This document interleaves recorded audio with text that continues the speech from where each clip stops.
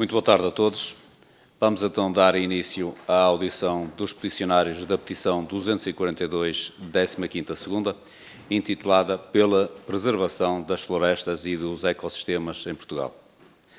Esta petição deu entrada na Assembleia da República no dia 6 de novembro de 2023 e é constituída por 18.286 assinaturas de peticionários, sendo que o autor e primeiro subscritor é o Sr. José Manuel Correia Serra, que será ouvido hoje. Esta petição foi distribuída à Comissão de Ambiente e Energia e, mais tarde, por força da dissolução da Assembleia da República, a petição transitou para a 16ª legislatura.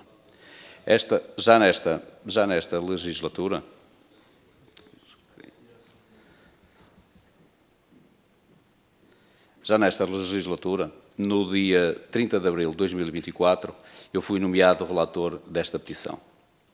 Portanto, como a petição reúne mais de 1000 assinaturas, ela obriga a que os peticionários sejam ouvidos pela Comissão respectiva na Assembleia da República.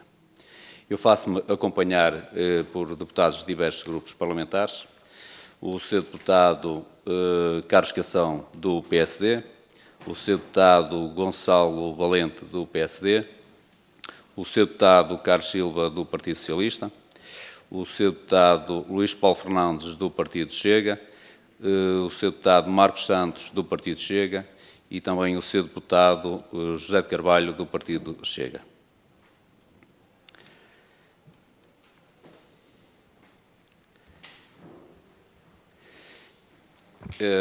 Eu quero transmitir ao nosso convidado de como é que vão decorrer os trabalhos.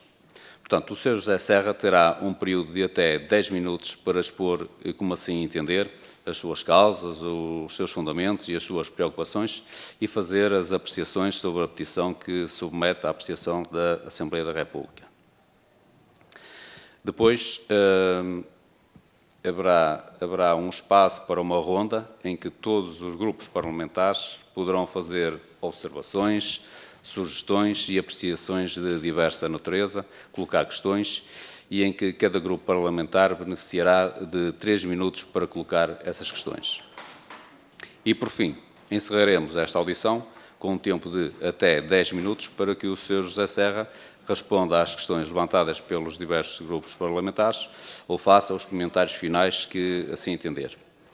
No final desta audição, eu irei preparar um relatório. Esse relatório será submetido à Comissão de Ambiente e Energia e, se o relatório vier a ser aprovado, será apreciado em plenário. Portanto, muito bem-vindo, muito obrigado pela sua iniciativa e disponho então de 10 minutos para fazer a sua apresentação. Muito obrigado. Muito obrigado, Sr. Deputado. Boa tarde a todos, mais uma vez. É uma honra estar aqui na Casa da Democracia e ver que as coisas funcionam, de facto, que é ótimo, não é? É boa notícia. Esta petição vem na sequência de um evento bastante grave na Serra da Lousã, que ocorreu no final do ano passado, em que se verificou mais uma vez na Serra da Lousã cortes rasos que não estavam sequer autorizados, portanto eram cortes ilegais. Portanto, mas para além do próprio facto dos cortes serem ilegais, eles também têm, mesmo que fossem ilegais, tinham um impacto gigantesco em termos de ecossistema. Estamos a falar de uma zona protegida, uma área protegida dentro da rede Natura 2000, e em que sistematicamente esses cortes estão a ocorrer. Portanto, a Serra da Lousã para nós é só um exemplo. Nós levantamos, acho que em Portugal nós temos um bocado o hábito de protestarmos e não concordarmos com as coisas, mas fazermos pouco ou fazermos algo para que as coisas mudem. Então nós entendemos, e quando eu digo nós, em termos da associação de que eu faço parte, que é a Associação Vale do Xisto, nós entendemos que devíamos fazer qualquer coisa em termos de mudança da lei que não permitisse que situações dessas voltassem a acontecer no nosso país.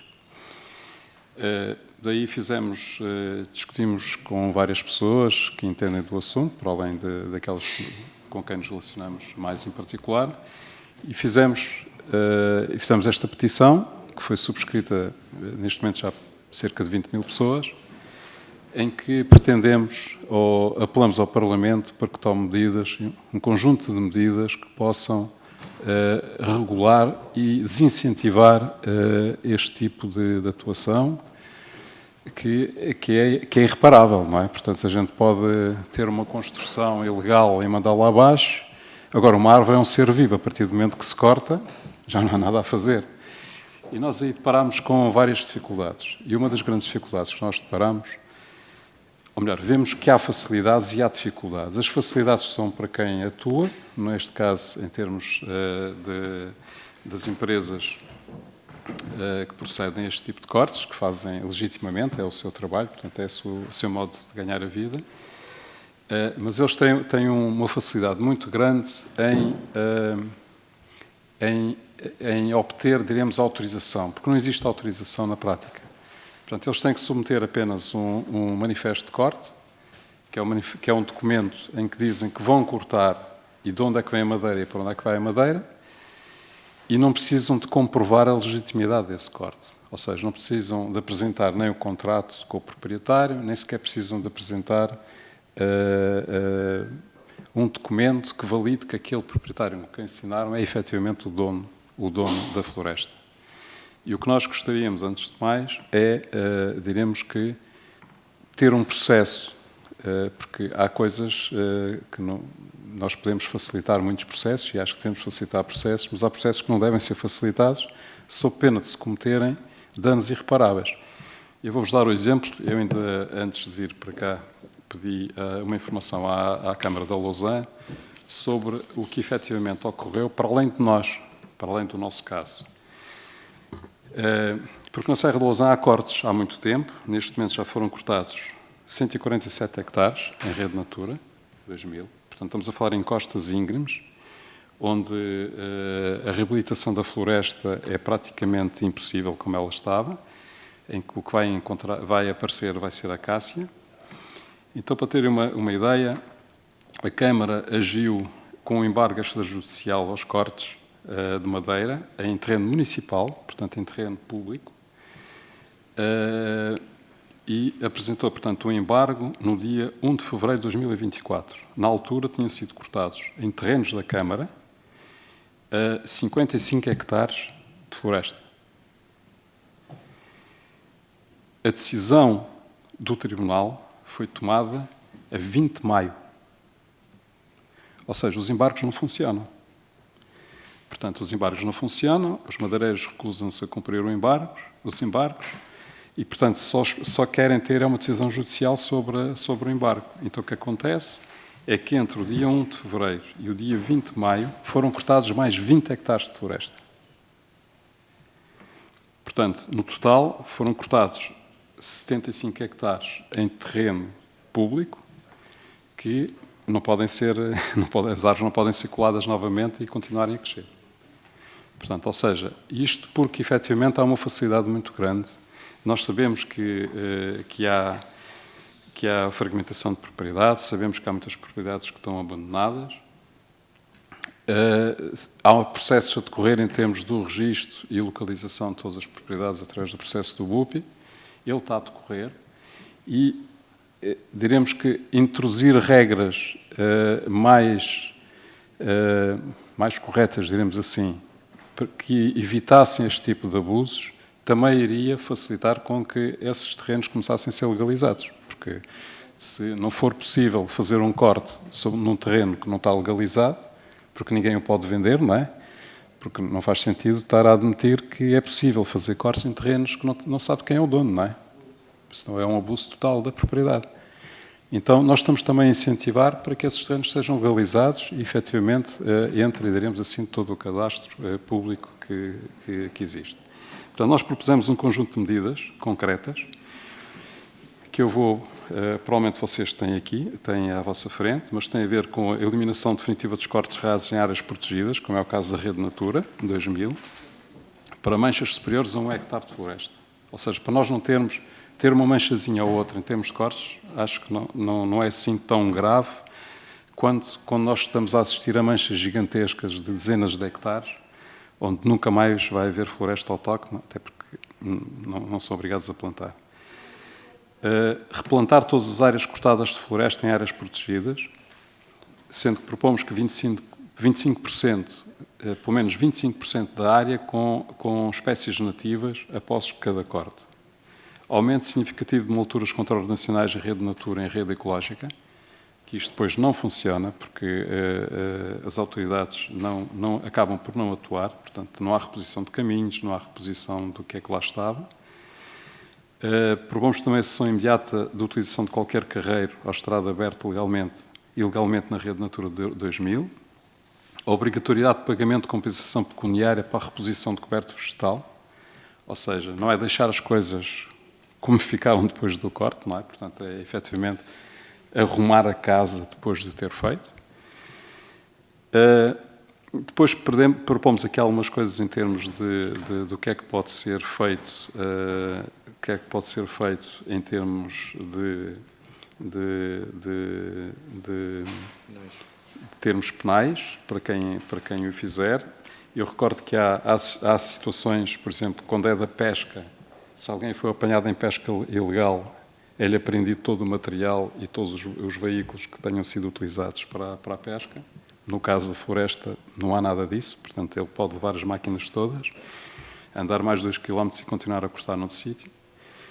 Propomos a verificação por parte do ICNF da legitimidade legal dos contratos e dos intervenientes que estão na base do manifesto de corte, nomeadamente com o envio das respectivas matrizes de georreferenciação.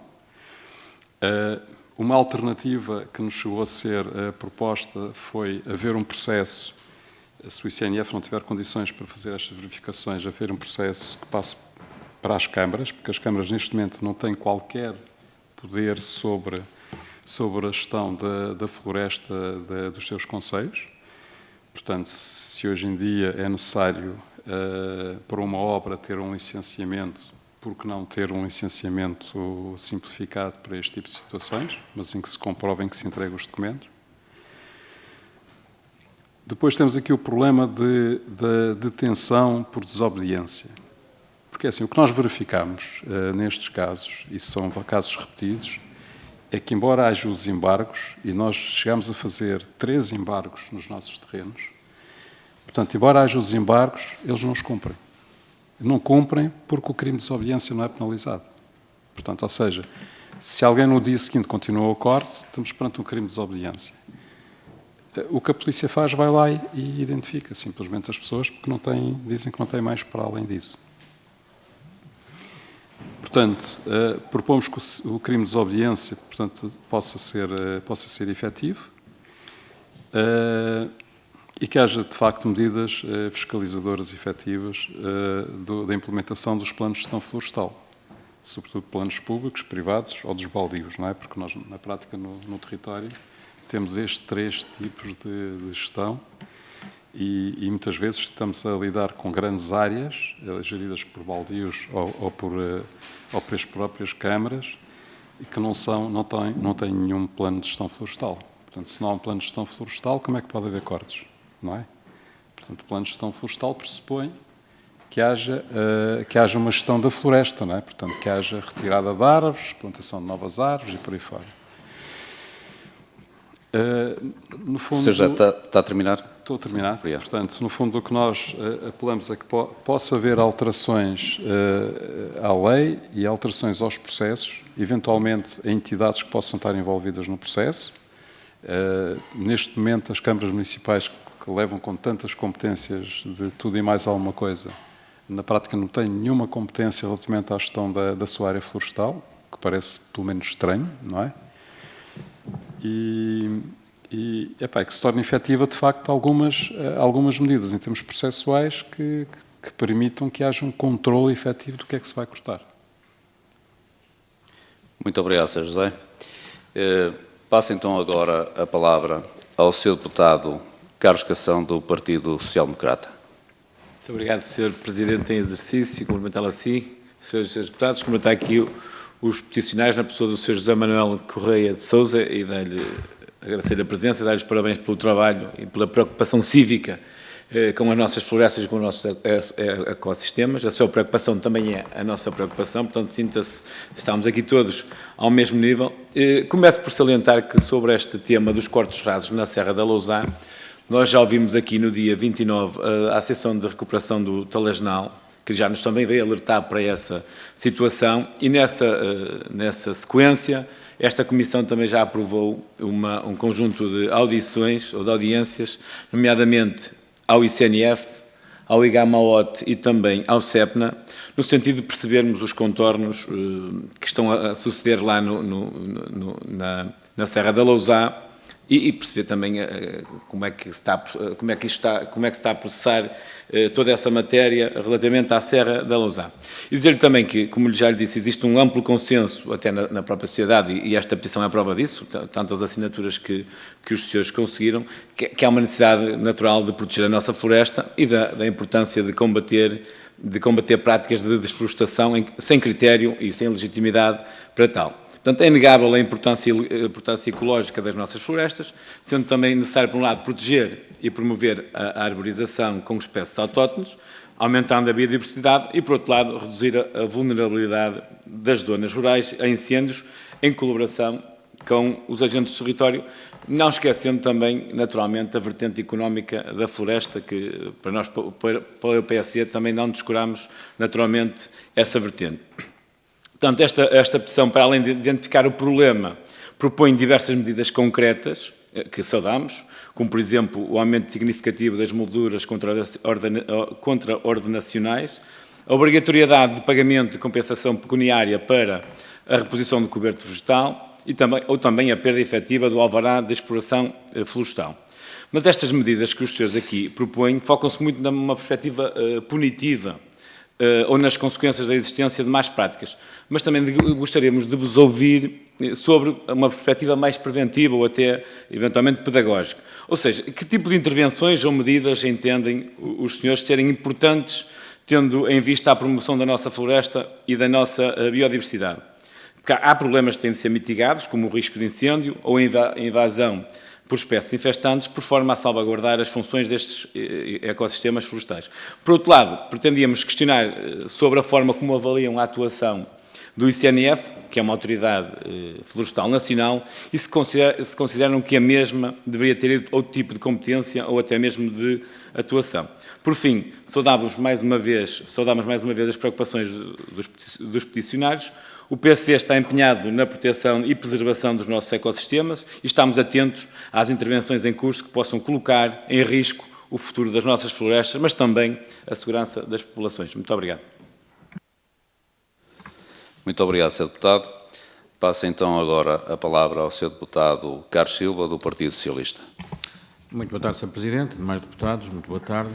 Um cumprimento especial aos peticionários. Como já foi referido, nós já tivemos aqui a visita também de uma associação que também nos veio apresentar o problema, relacionado com o problema na Serra da Lousã. Entendemos que deveríamos fazer algum conjunto de audições de conjunto de entidades que intervêm nesta matéria, e, portanto, o processo está a decorrer, mas queria desde já dar-vos os parabéns e por haver na sociedade, e todos nós representamos a sociedade, gente que se envolve nestes processos, que são processos globais. Portanto, felicitar-vos e dizer-vos que, de facto, estáis na casa apropriada para colocarem as vossas questões e formularem os desejos que algumas situações possam ser alteradas. E, de facto, aquilo que nós temos presente neste problema da Serra da Lousã é que, de facto, não podemos olhar para o território florestal de uma forma totalmente igual. Ou seja, nós precisamos de ter florestas produtivas, portanto, a questão da valorização dos espaços florestais é muito relevante, porque é uma atividade económica com relevo, mas com regra e com ordem, e, nomeadamente, quando falamos em áreas especiais de conservação, como o que estamos a falar, as intervenções têm que ser completamente distintas e têm que ter esses princípios em atenção. Aquilo que nos parece que está a acontecer, e que aconteceu na Serra da Lousã, exatamente é que não se teve em atenção todos esses aspectos, também provavelmente, conforme vocês dizem bem, talvez a legislação também não consiga, ainda não esteja, ou não tenha a regulamentação necessária para que diferentes territórios, em função do grau de classificação que estes territórios tenham intervenções também distintas para que não possa ocorrer este tipo de situações.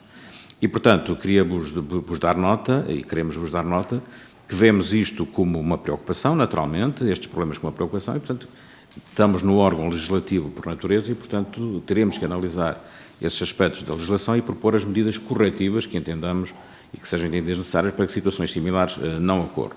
Particularmente no momento em que nós temos os espaços florestais a desempenharem um papel muito, muito relevante, nomeadamente os espaços florestais arborizados, como é o caso, no que diz respeito à questão das alterações climáticas e com os gases de efeito de estufa. Portanto, o papel das florestas em todo este problema ambiental que a sociedade hoje em dia enfrenta é um papel cada vez mais importante. E, portanto, a perspectiva da sua gestão tem que ser vista também, em mim, mais esta vertente, ou mais acentuadamente também nesta vertente ambiental, nomeadamente nestes territórios especiais de conservação, como é o caso onde ocorreu esta situação. E também, conforme vocês referiram bem, há aqui alguns aspectos relacionados com a fiscalização que dá a sensação de que falta alguns instrumentos de fiscalização para que possam ser impedidas algumas ações que não estejam devidamente enquadradas.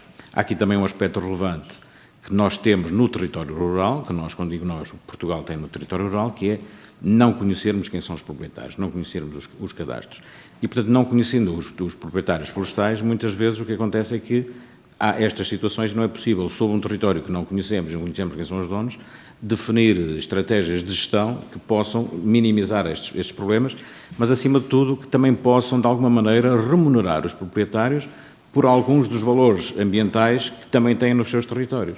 E, portanto, o que acontece muitas vezes depois é que, não havendo gente com capacidade económica nos territórios que se interesse pelo valor que estes territórios têm, apareçam os predadores. O que dá a sensação é que aquele território, por não haver os seus proprietários, foram atacados por predadores porque não havia ninguém que ocupasse o território, que trate o território. Portanto, há aqui um conjunto de aspectos que nós temos que melhorar e que agradecemos a vossa participação e a vossa comunicação destas vossas preocupações, porque terão que fazer-nos refletir a toda a Assembleia, portanto, a toda a sociedade, sobre que medidas devemos introduzir para corrigir estes aspectos. Portanto, agradecemos uma vez mais a vossa participação. Muito obrigado.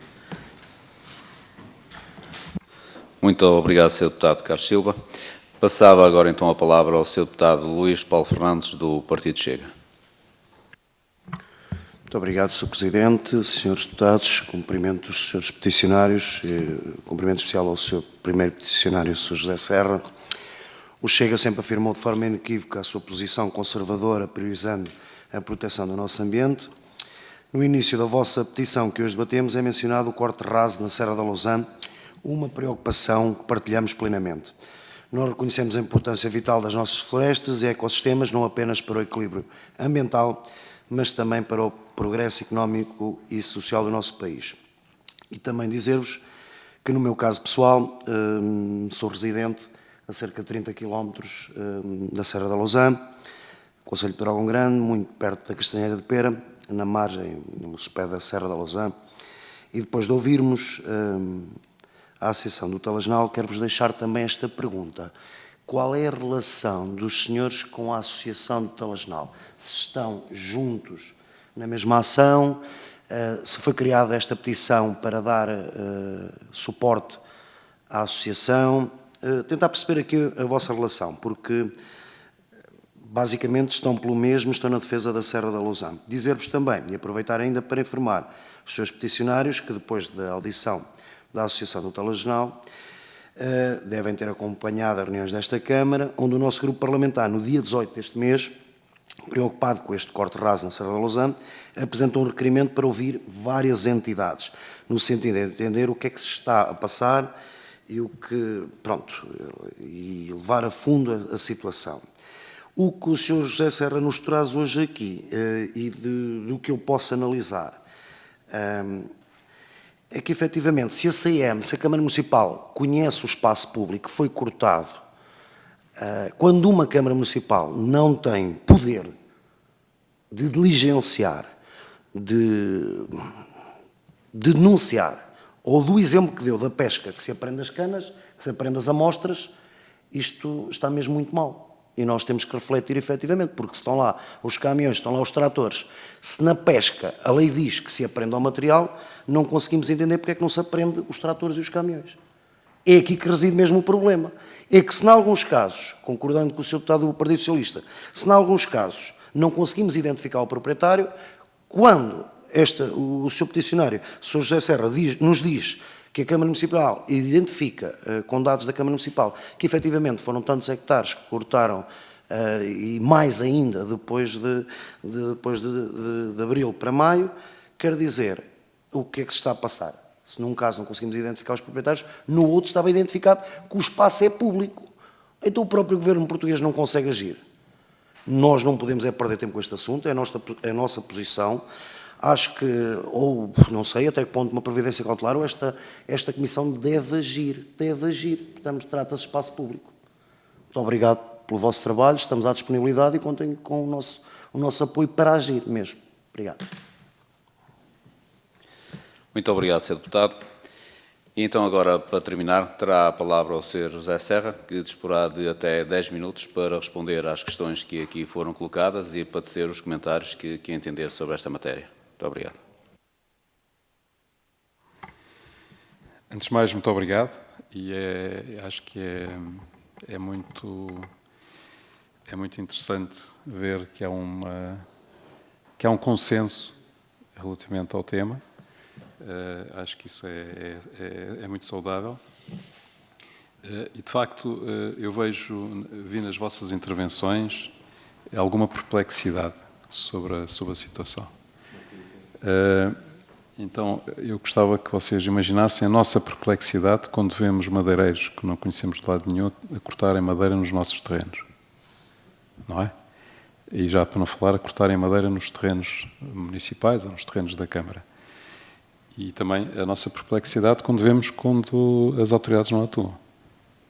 Não é? Ou quando atuam tarde, que é o caso dos tribunais, acabam por atuar tarde. Não é? O exemplo que eu vos dei com os terrenos da Câmara, em que entre uma decisão, entre um embargo decretado pela Câmara e a decisão efetiva tomada pelo Tribunal, demorou 20 hectares. Não é? 20 hectares de tempo. Portanto, eu acho que isso de facto é inaceitável. A questão da Serra da Lousã, eu não gostava que nós fulanizássemos o tema da Serra da Lousã, porque não é só a Serra da Lousã. A Serra da Lousã é um exemplo do que se passa pelo país todo, porque nós recebemos muitas mensagens de todas as partes do país, de pessoas que nos apoiavam na nossa luta. Foi feito, nós na altura tivemos de facto um impacto muito grande em termos públicos, em termos de comunicação social e não só, portanto, e tivemos muitas mensagens de apoio e pessoas a denunciarem que conheciam situações ou que já foram vítimas de situações semelhantes, não é? Portanto, proprietários de terrenos, não é? Portanto, essa questão não é só a falta de identificação dos proprietários, que é um problema que existe, mas mesmo nos casos em que há proprietários e são abusados, diríamos assim. Portanto, esta é uma das questões.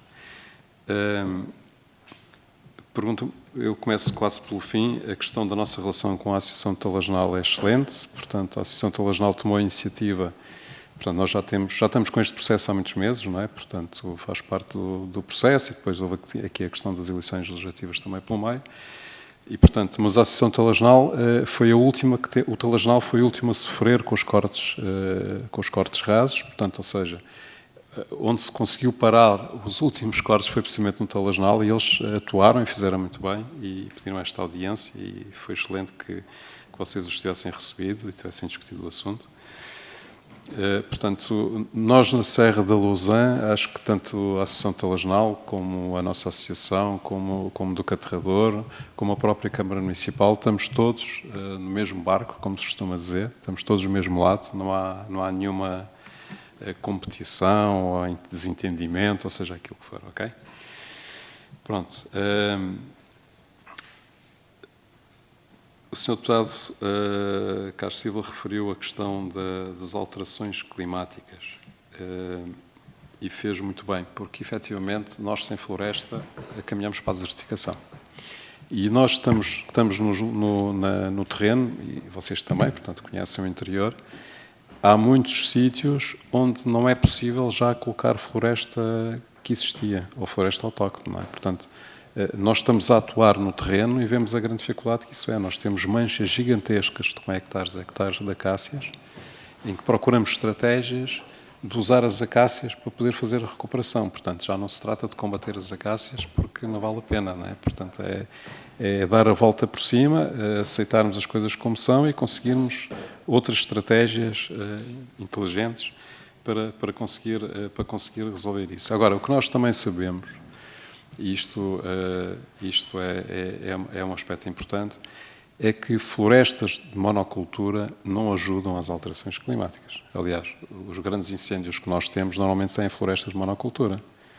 Portanto, obviamente, nós temos que ter produção de madeira, há a componente económica de produção que é muito importante, sem dúvida, mas nós não podemos ter extensões gigantescas de monocultura sem ter interrupções com outro tipo de culturas, com outro tipo de floresta. Portanto, ou seja, se assim for, nós vamos continuar a ter incêndios gigantes, nós vamos continuar a ter áreas desertificadas e vamos ter incêndios sobre incêndios, porque há zonas que arderam há poucos anos e continuam a arder. Portanto, e nesse caso desaparece também todas as sementes que estão no terreno, não é? Portanto, é a calamidade completa. E depois temos alterações climáticas, não há dúvida, não há nada a fazer. Elas estão aí.